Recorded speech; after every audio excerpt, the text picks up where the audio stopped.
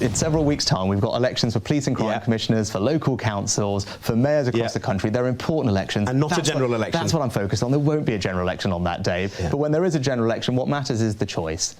There we go. Ladies and gentlemen, Rishi Sunak has ruled out a May 2nd general election. Welcome back to Political Paradigms. Thoughts and prayers with Theo, who was wrong about this. Theo, anything you want to say for yourself? What exactly was I wrong about? You were originally a May election predictor, weren't you? I was about 6 months ago, yes. Yeah. Well, 6 months ago, Theo just got a slap in the face. I think. Turns out, guys, 6 months of political tumult can really render even the most prescient analysts wrong. It turns out, when you're 20 points behind in the polls, your average vote share is about 23%. You're not going to call a May election. It's not going to happen. It's just not going to happen. Well, May 2nd isn't going to happen, though I'd say May being ruled out altogether seems ostensibly to be the case, yes. But he said on that day. So you're going to, what, are you on team like, oh, actually, it's going to be May the 9th or something cheeky like that?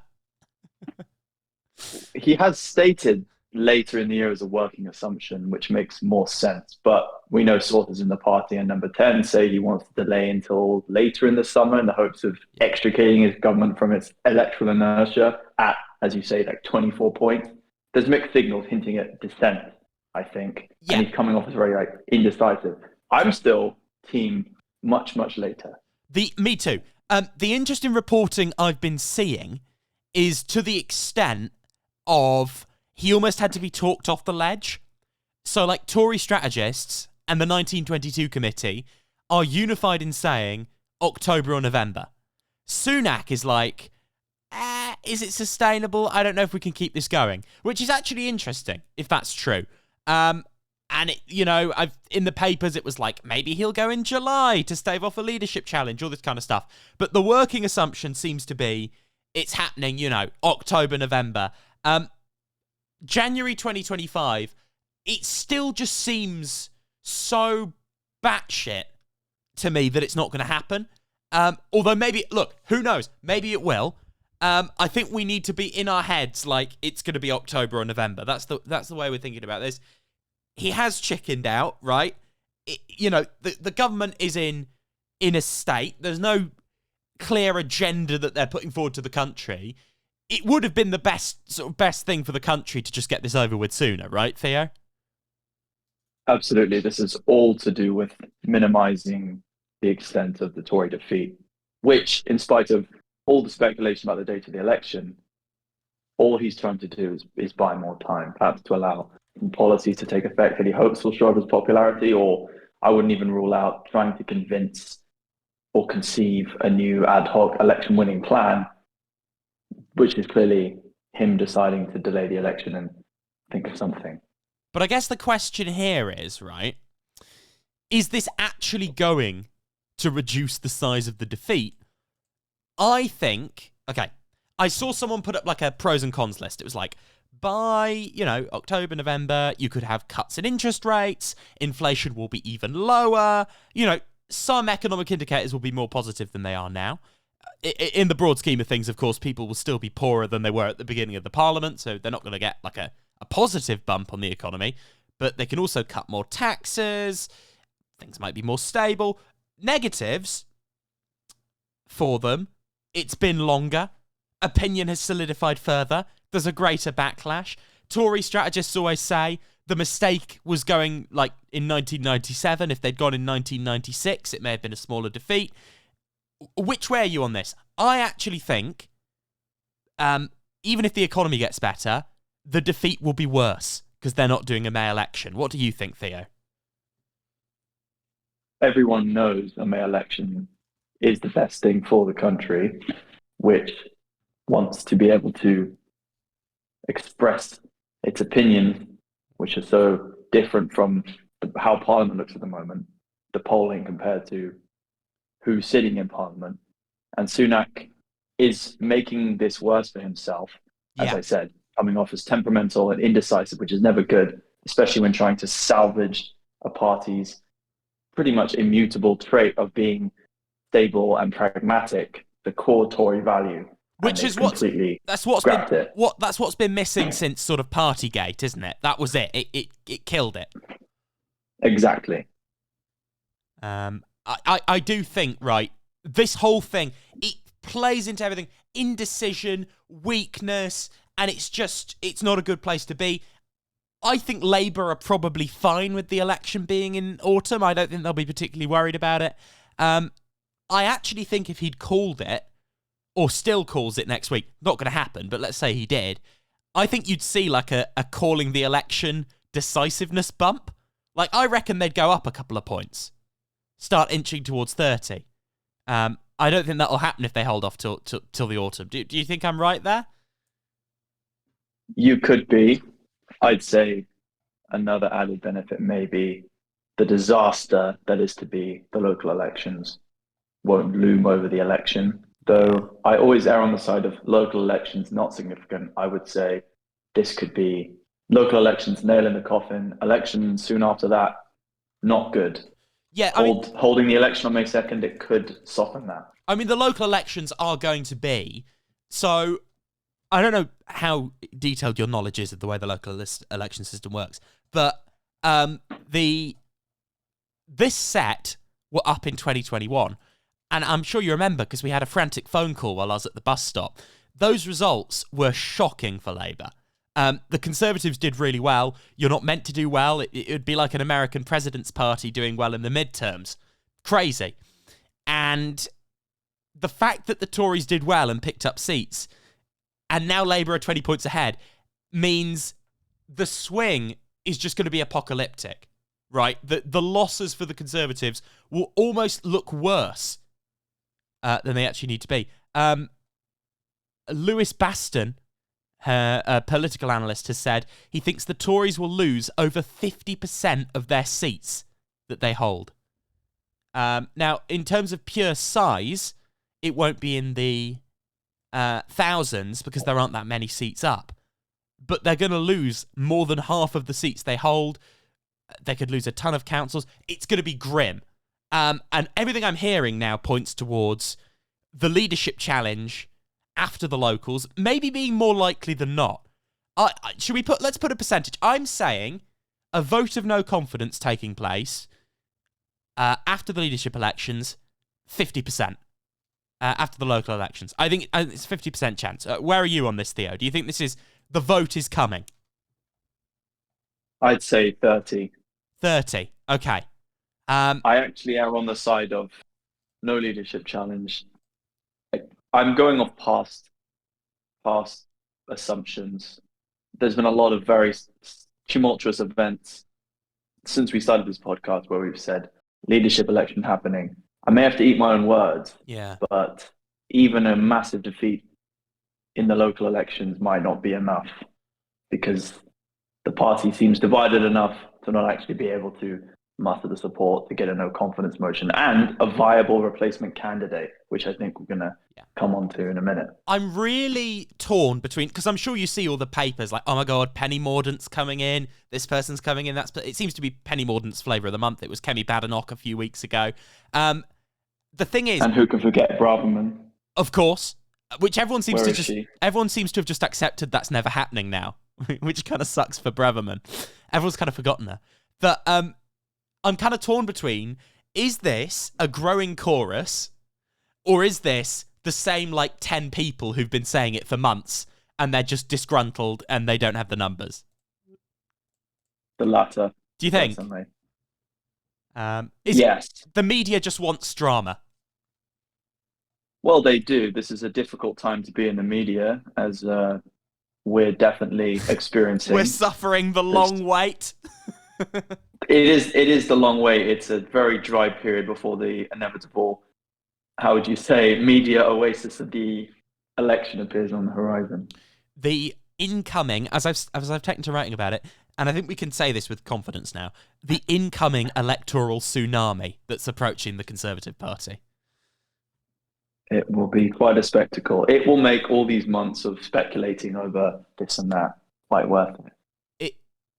On some level, okay, in a non-political sense, will you almost think serves you right for making us wait 12 months when you see the defeat? I think a part of me will be like, well... I will. That will be the main thing on my mind. You'll be like, you guys made us This suffer. is what happened. This is what happens when you make us wait. We've waited too long. Too long. I'm going to send Sunak a backlog of all the political paradigms episodes like... for him to listen to when he goes back to his when he goes back to his farm after the election's over. Bro, why couldn't you do a May election? Oh God, it just goes on. Theo, it's like, is it as long as this pod has been going again? Is that how long we've got to wait? Hang on, let me think. We started in September, right? So no, 6 months. It was October. It was October. October. So 5 months. 5 months from now is August. Yeah. It's longer. Longer. It's longer. It's how long we've been doing this pod. That again plus 2 months, which is like almost half of how long we've been doing this pod. And that's if minus a little bit. That's if they don't do like late November or something and really make us suffer. Or there's a January 2025. Don't even go there. Do you know how late it can go? January 28th, 2025. I'm leaving. voting Labour if that happens. Did you say? I'm just rubbing it in if that happens. Theo's like, vote Labour. I'm going to commit electoral fraud and register to vote in as many constituencies as I can, and all of them are going to vote for the candidate that will kick the Tories out if that happens. You're going to become the Joker, committing voter fraud with like the mask on. Right. For legal reasons, exactly. Theo is obviously joking. I'd just like to confirm this. Please don't commit. Yeah, no. I know our audience is intelligent enough to be aware of that. Okay, so Penny Mordaunt. That's what's being talked about. The right of the party are like, we'll parachute her in. Someone was like, we'll do a Newt Gingrich style contract with Britain. She'll come in, she'll make pledges, she'll win an election. I think it goes without saying that wouldn't happen. My assumption is if there is a leadership challenge, Sunak survives, because I think a plurality or a majority of Tory MPs have either got faith in Sunak or they don't have faith but they've given up. And I don't think that's going to shift. I think, look, they're locked in. Although there is precedent for this, and this I've talked about the 1994 Canada election before, Theo, and you were like, "What are you on about, Toby?" That it was quite pertinent, wasn't it? Sorry, the 1993 Canada election. So basically, the Prime Minister was a blonde lady called Kim Campbell. And she came into office in June of that year, okay, preceding a male Conservative Prime Minister who was failing. She came into office as a last-minute gamble in June. The election was in November. And the Conservatives lost all but 2 of their seats. Do you hear that? Do you see the vision? Is this Penny Mordaunt's gambit? Who are the two remaining Tory MPs going to be? Who would be the funniest duo of Tory MPs to be the last sitting in the House of Commons when they reassemble? What's his face? I think Jacob Rees-Mogg and Kemi Badenoch. They're both sat on the front, the diverse front bench. Can you imagine just them two? They're the only 2 Tories left. Yeah. So this involved another party hoovering up a lot of the Conservative vote share. Now, as of right now, Reform UK is at 12% in the opinion polling. And I think we can safely assume that will get squeezed. Reform UK will worsen things for the Tories, but they won't, wipe them off the map. Right now, the Tories are on course, in my opinion, to hold on to 150 seats. Worst case scenario, 130. So it would be apocalyptic, but they'll still clearly be the opposition. They'll still clearly be the main challenger under first past the post to an unpopular Labour government down the line. People thought the Tories were done in 97. Few election cycles, they come back. Maybe it's 4 instead of 3 this time. Basically, as of right now, we're heading to a situation where the Tories could still come back eventually. It's been reported, Theo, in the Daily Express, that Nigel Farage is returning to lead Reform UK. No idea if this is true. If it is, I think we're on course for 1993. Because if 12% is where they are now, Reform, and the Tories are on 23%, let's say Nigel Farage takes another 5, 6, 7, 8%. Reform UK will be polling above the Conservatives. In that scenario, the Conservatives will still have more seats. Even if they get more votes. Reform will probably get no seats, or 2 or 3, because they're first past the post. But what will happen is the Tories will fall to double figures, maybe even single figures, and Labour will hoover up by coming through the middle in all these seats where the Tory vote is split 50-50. Labour could be 500 seats, 550 seats, something truly apocalyptic. Liberal Democrats, official opposition, the works. Theo, if Nigel Farage comes back, are we looking at something sort of beyond everyone's imaginations? Well, with Reform just about 10 points behind the Tories and having collected their first Tory scalp, it seems now would be the time for him to return, or maybe he's intentionally biding his time to magnify his return. I absolutely think a Farage return would increase Reform prospects significantly. It could be part of the plan. He could be intentionally biding his time.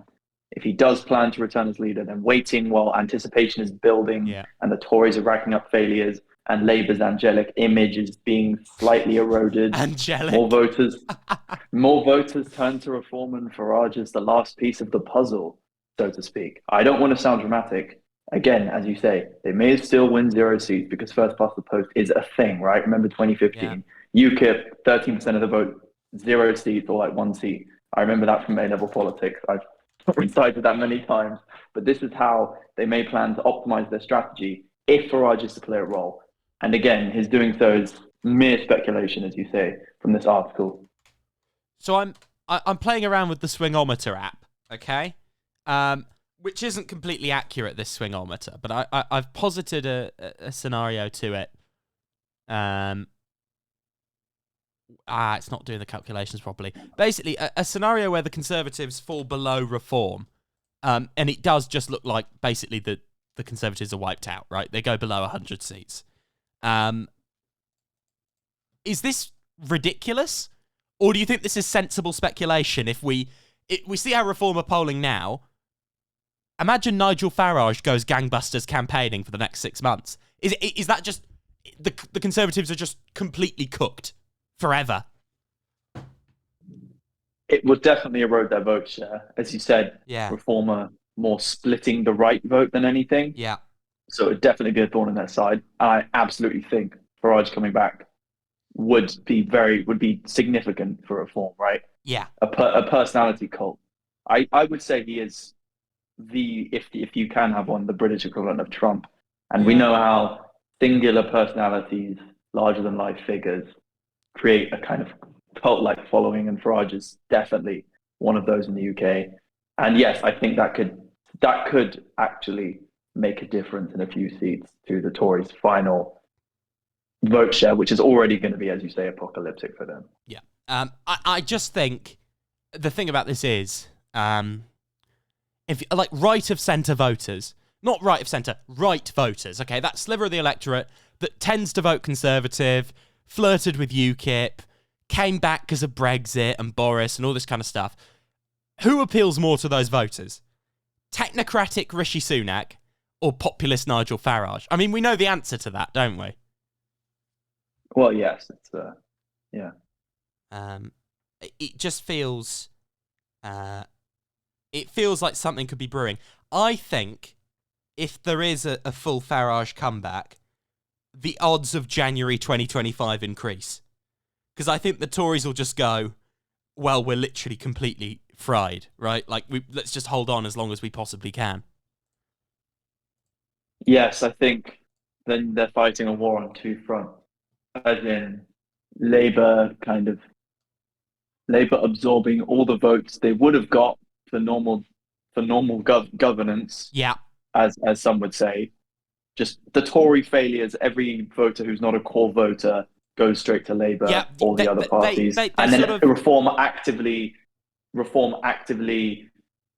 absorbing their core voters who would still stick with them in spite of Partygate and COVID and everything else. So it's this toxic combination of like the Lib Dems and Labour are swing voter maxing. They're at peak performance. Yeah. Swing voter maxing. That's good. And then Reform comes in and actually eats like the diehard Conservatives that stuck with the Tories in 1997. I will say I think Lee Anderson was a catalyst for this. It was kind of emblematic that even the core Tory voters who aren't swayed by many of the things that have voters leaving them in droves, Reform can target those voters. That could be very bad for them, especially with Farage at the helm. I mean, the personalities in the election, Farage, Sunak, and Dharma, you know, I think with those core voters, that could be dangerous. So, before we wrap up, Theo, in the next month, the next couple of months, heading into the local elections and the rest, do you think, I think what you've said is very clearly, you think we need to be sceptical about fevered speculation. You know, we'll wait to see what happens with Farage. We'll wait to see if this leadership challenge stuff is real. Do you think that's the watchword? We just calm down and wait? Or do you think there's anything coming soon we need to look out for? It's hard to say. My personal view is I don't think Sunak has decided the date of the election. Yeah. I think he's like complete. It seems like he's in classic form, actually. He's conflicted. He doesn't know what he's doing, basically, with the election. I agree.